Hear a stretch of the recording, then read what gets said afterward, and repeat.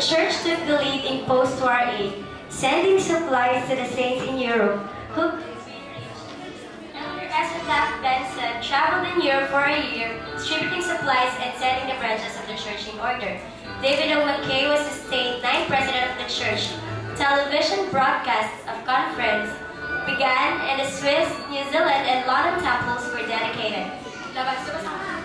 The Family Home Evening program was inaugurated, complete with a manual for use on Monday evenings.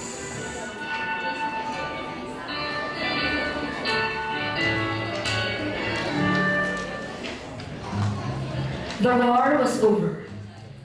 Servicemen returned home to begin families. Trash were everywhere. TV came into many homes. Margarine came with and your tinted in with yellow hung. The latest fashions were poodle skirts, sweaters, and bobby saddle-on skirts and ponytails.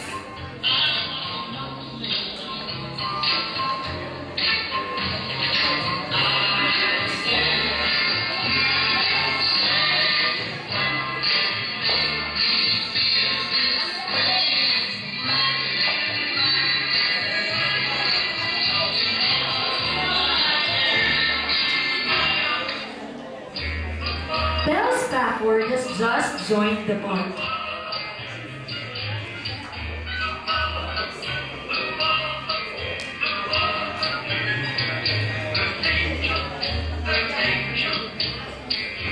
Her period in office of the ninth president of the Relief Society covered nearly 30 years. She was a woman richly endowed with driving, executive, and leadership abilities. She was a charming forthright, and she has a deep, abiding faith.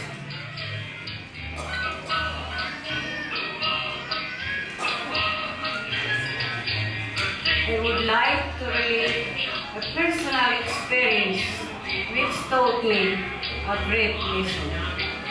I recall at one time when I first served a Relief Society residency. The ward had built a new meeting house.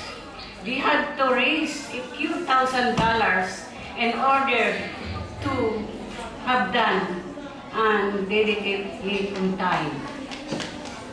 The Relief Society was called upon to prepare a turkey dinner to a large group.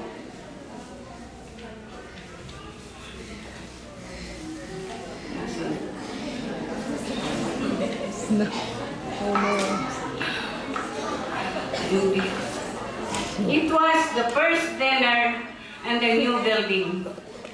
We found the kitchen to be so insufferably small.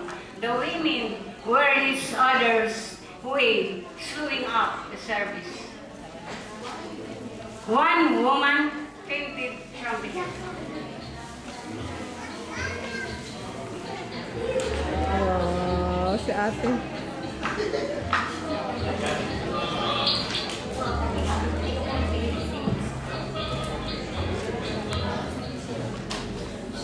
Bakit wala?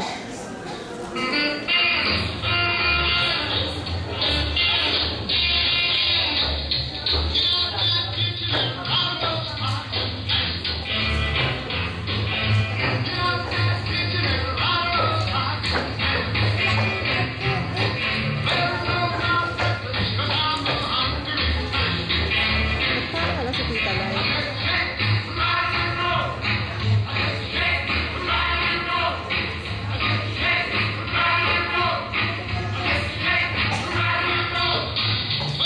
Ano ba na?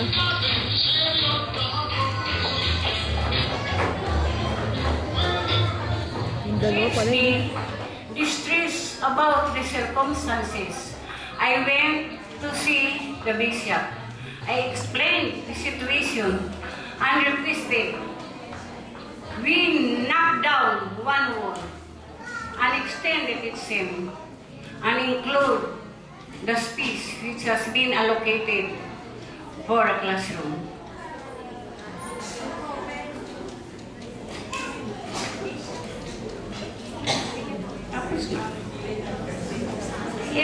bishop responded with sharpness. Certainly not. We aren't going to start remodeling this building before it is dedicated.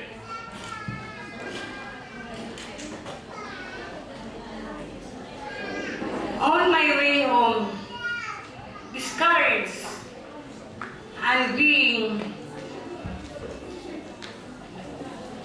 super and being reprimanded,